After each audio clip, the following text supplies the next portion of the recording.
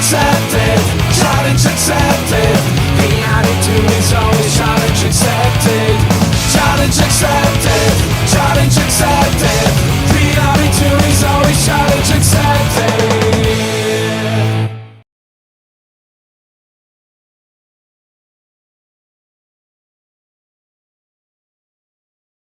It's time to introduce our first and only lady speaker for today.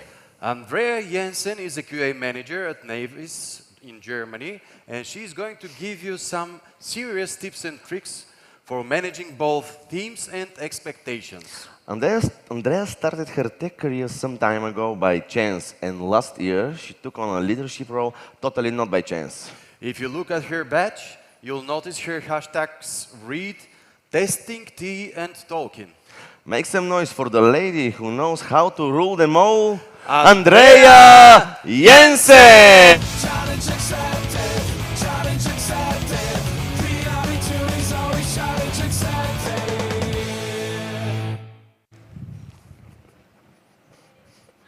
I rule them all. I'm still trying to figure that out, and so I believe in a bit my slides are also coming. Okay, until then, I know we had the lunch break, it's warm, it's the afternoon, so maybe could you just get up? I'd just like to get to know you a bit better, and it will just take a minute, I promise. But could you all please stand up for a second? Thank you. Okay, so I will now have a little bit of a trauma retro in the next half an hour about my way into leadership and what I learned on the road. But I like to get to know you all a bit better before. So if we are having here in the room some who are in management and who are surviving there for more than 3 years, could you sit down, please? Surviving in management for more than 3 years. Okay, not so many, but congratulations, you made it. Do we have some folks here who are not in management and don't want to get into management at all? Could you all sit down? Oh, wise people. Okay, the ones who are remaining here, do we have some folks who are not in a management position yet, but think, well, that is the reason why, or that's the idea what I go for? If you all sit there, okay, tell me later if you still want to do that later on. And then the few standing here, you are in management, but not so much experience, little less than a couple of years. Okay, we do our training and crying class later in the speaker's corner. Please all sit down, thank you. Okay, and the slides are there, cool. So, then let's get started. I'm Andrea, the two guys introduced me already, so no need to lose time. So, I will walk you through one of my very average, dull, lame days as a manager. And while I'm doing that, this comes with a disclaimer. I'm sharing here my personal story. If you are already in management, that may resonate to you or it may not. That's fine, both. So picture that. It's 8 in the morning, I'm an early bird, sitting at my desk in the office, turning on the computer, checking what is going on for the day, check what new notifications and appointments I have on my schedule. And usually I have a hot, fresh brewed cup of tea next to me because that's just the way I start my day. Let's go to the first message. Oh, congratulations for my recent promotions from one of my besties in the office. Really nice news, so that there are some people having my back. The next message, a little less cheerful. One of the team members of the newly formed test team, we started forming a test team 1.5 years ago, told me, yeah, you know, you sent in a check-in meeting appointment, but I really don't want to talk to you. Can we just skip it? And I'm like, wait a minute. That hit me absolutely by surprise. I had no idea how I should reply. So let's pause this. The next message is already waiting. It's on our product channel. A developer introduced a recent change, tell us, hey, it's ready for code review, but you know, I'm not so sure how to test that. And I really like the developer because they are asking questions for testing. To my surprise, the dev lead of this team was having my back and was applying on my behalf. I didn't ask him for so. He told the dev, oh, you know, don't worry, has no UI change. You not need any testing here. And I thought, well, dude, have you ever heard about an API, maybe? And another thing that irritated me a bit was, why does he answer a question when there is a test team around, which is obviously for testing? So wasn't that not much more a call for me as a tester in the team, maybe as the fresh new team lead? I wasn't really sure how to deal with that, but a short call later, he got a quick educational session about testing and that we clearly test beyond UI changes.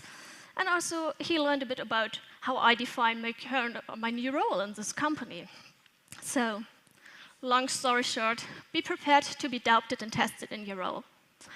There might be people who will cheering on you, like one of my office friends did, but there might also be people who want to try and test you and see where your limit and your boundaries are. So, if you ever come in this situation, my best advice is go, set your boundaries, set your limits, start a conversation whenever someone is crossing them. And then it's already a little later. It's time for jumping into the first meeting of the day. It's our team meeting. For some time, it was one of the most feared meetings on my calendar. But before I tell you more about why I was fearing this meeting so much, I will introduce you quickly to the team. We are a team of 7. We are spread across 2 continents, Europe and India, or Asia. We are located in 2 different time zones, come from 3 very different cultural backgrounds, and we have almost as many native languages in the team as we have people in the team. And I thought, well, we form now a new test team in this company, and that would be great, because I'm not the only tester anymore, so we will have lively conversation about all the things in testing. That was my idea. Well, it turned out to be not that like that. Instead, I hosted meetings where I was passing on information, sharing updates, and asking everyone, hey, do you have a question? No response. Can you hear me? No response. I'm like, wait. Slowly, some people unmuted. Yeah, I can hear you. Okay, any questions? No. Okay, so that was how the podcast meetings were going. And as the weeks were passing, I was starting to get a bit desperate. Not just a bit, quite desperate. Because that was really not how I would like to run the meetings and how I would like to host them. So I started little experiments. Luckily, the testing community had my back, and I came across the idea of asking the 4 questions. Random questions, somehow personal, but not too personal, and everyone can decide what they want to answer. By that, we got to know each other a bit better. Everyone understood I'm also a human. And so things started to get a bit easier. And then there is another connector for people. So what do you folks think does connect people? Any idea? Coffee? Yeah, not sure. Any other ideas? Foods, yes. Excellent. That was exactly what I was looking for, and we didn't train that before. So we started doing a snack exchange. I was just sending random treats to my team in India, and also the ones in my office, they also got some of the share. And in return, I got this pink cat, which is now located on my office desk. So that helped us to get to know each other a bit better. We had kind of a starter for conversations, and from them, the meetings started to get easier. That seems not to be a big success, but that was a kind of a small success I needed in a situation where I was going desperate, and I was asking, what the hell I'm doing here? Is that the right job for me? So I learned it kind of the hard way, and relationships are really hard. It's even harder if you've never met some of your folks in person. Up to date, we are 6,000 kilometers apart. We have never met in person. We are working together for more than 1.5 years. It took a lot of experiments, it took a lot of patience, and luckily in 2 weeks we are going to change that, and I will meet my team first time in real life. So the team meeting is over now. Meanwhile, a lot of requests pile up on my inbox or my desk. People walking by because we are in an open plan office. They just want to have a quick question. When I started in the new role, it felt like everyone wanted to take ownership of my calendar. And I was in a constant stretch between, yeah, I really want to go to this meeting because there could be something important. Having the fear of missing out, FOMO feeling. Maybe you know about it. And then, after the meeting, you remember, oh, that was pointless. It could have been a 2-phrase email. So my lesson learned here is to decide what not to do is equally, if not more important, than to decide what to do. Otherwise, someone else will take over ownership of your calendar, of your time, of your bandwidth. What personally helps me here as methods is applying the rule of 2 feet, walk away from meetings where I don't feel any purpose or learning. Use the Eisenhower matrix for prioritizations, and I'm learning about stakeholder management. But now the morning has passed, it's time to jump into the first break. It's almost a lunch break. But I'm wondering, there are 2 reminders on the calendar. It looks a bit odd. Then a little later, 1 minute of thinking what has happened, I realized, oh, we had a daylight saving time shift from summertime to wintertime. And a minute later, I learned, you know what, that applies for maybe the American continent, maybe also applies for the European continent, but clearly not for India. And my team and I, we screwed up our calendars with that. That was kind of a happy little accident, which is easily to fix. But that just shall be one of the examples of all the unknowns you will hit when you move into the new role, into a leadership role, or into the role of a manager, because it's starting as an entire new job, and there's plenty of stuff you don't know at the beginning. So, as testers, there are the unknown unknowns we heard already about this morning, and you really don't know what you don't know. So try to learn as much as possible about the context you're working in, your team is working in. But now, it's time to jump on a break. I personally take them seriously. I have a reminder on my calendar for those. But we don't have time for the break right now, because I see the timer here. So fast forward, the next message is already in my inbox. My boss is asking for a small favor. There are some reportings due for a board meeting I was not really aware of because no one told me. But yeah, he told me, well, by the end of your day, that will be fine enough. I only have half day left, so I better get started. And that leads me a bit to my next learning. Before I started in this role, when it was clear I would receive the promotion, I thought, yes, I will have freedom. My manager will not tell me anymore what I have to do. Yeah, but there was a new manager. Fun fact. Right, so 10 minutes in the role, I quickly realized, there will be always someone you have to report to. And I know that's no news, but knowing something and experiencing it are 2 different stories. So no matter if you're moving into a management role, if you're a CTO, a CEO, or even you are in the advisory board, there will be always someone you have to report KPIs to, or something else. And while we're now talking about the very glamorous part in leadership or in a management role, I want to take the option to talk about frontline management. For those of you who have not heard the word frontline management, that's the idea, or that's how companies like to call the lowest hierarchy in the management, to give them a fancy title. And the idea is that we have management responsibilities, and at the same time, working style, hands-on in the team. So I'm a frontline manager. I'm working with the team, I'm doing admin tasks, organizational things for the team, and I'm also part of salary negotiation and whatsoever. So the idea is frontline management combines the 2 worlds And we convey the messages from the executive level, like the strategies, the visions, the nice company statements and plans, and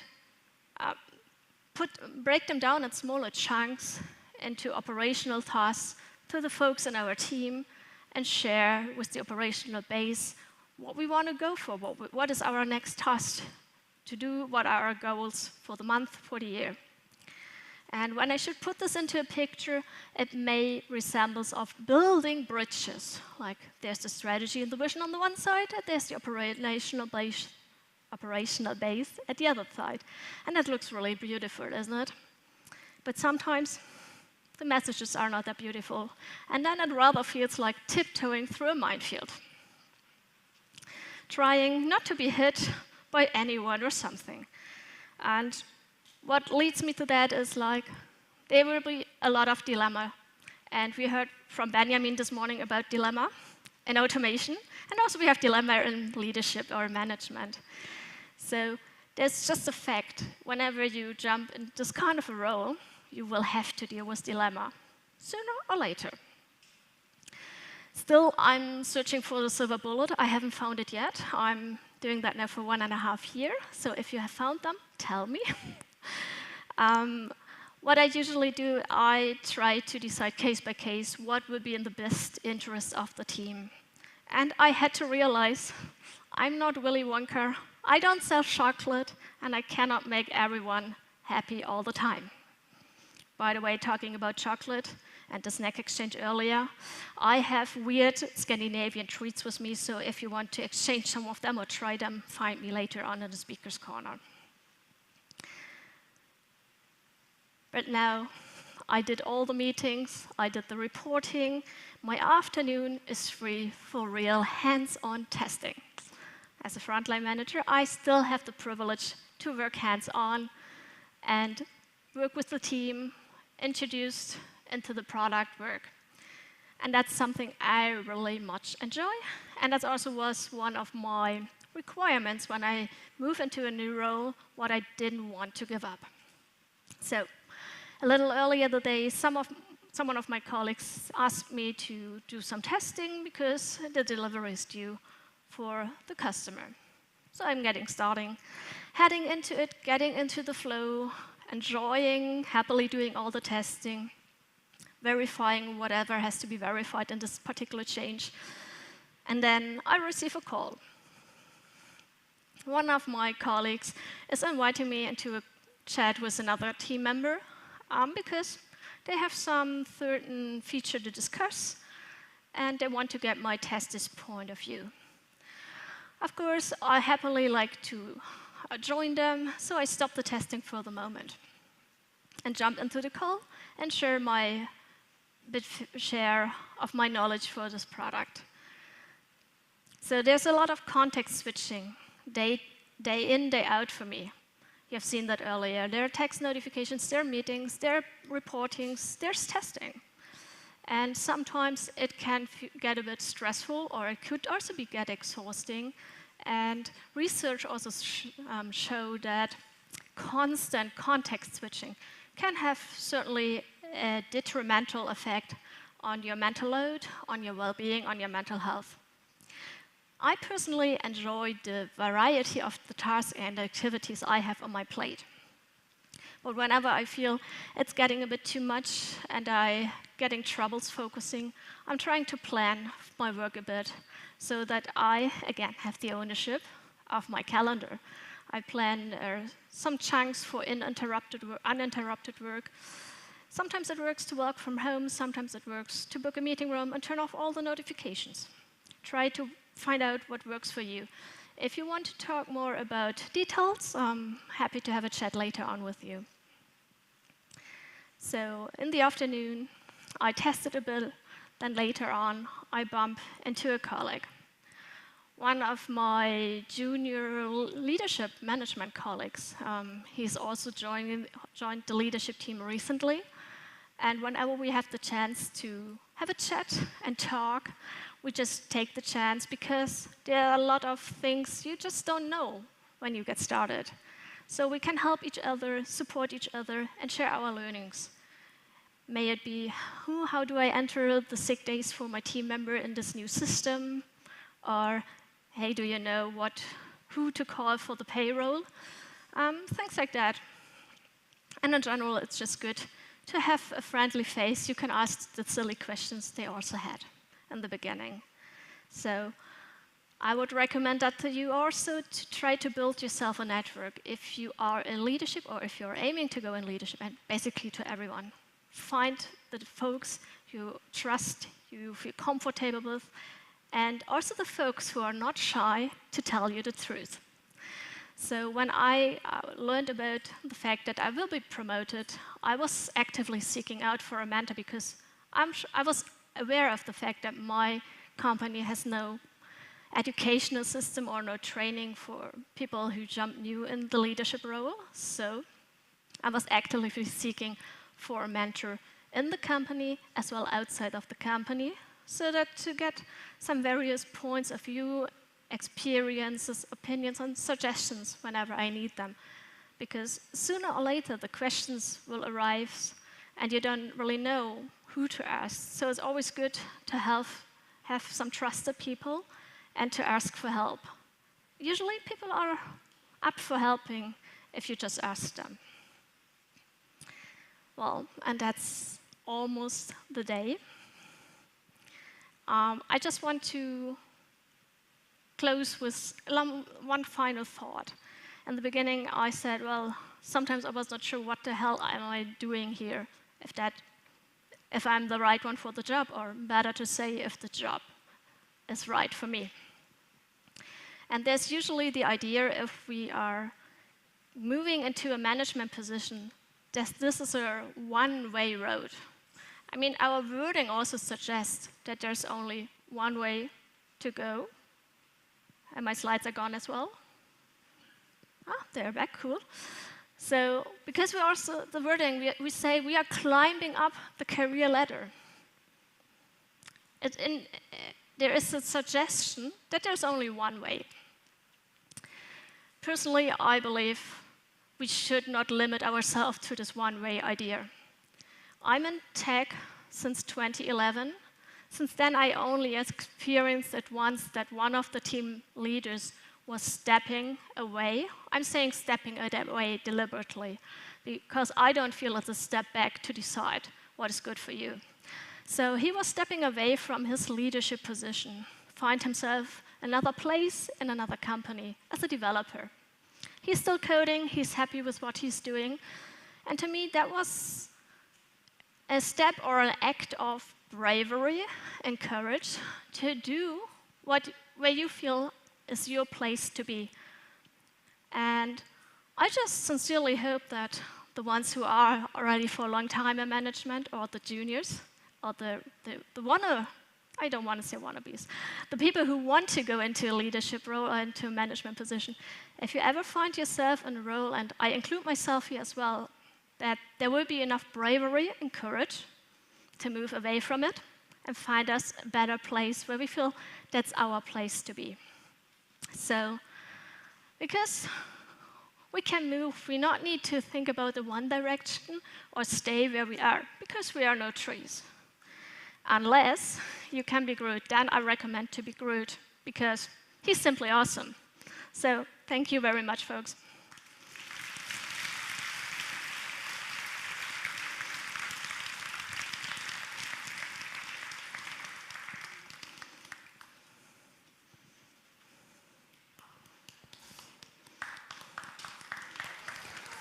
So there are no questions? Is that right? You have 7 minutes for questions? Keine Sprachen? Ich spreche keine. Everyone wants to get a beer. Okay. I can understand. Okay. So let's send Andrea with a big round of applause, and you can meet her in the speaker's corner, of course. Thank you very much.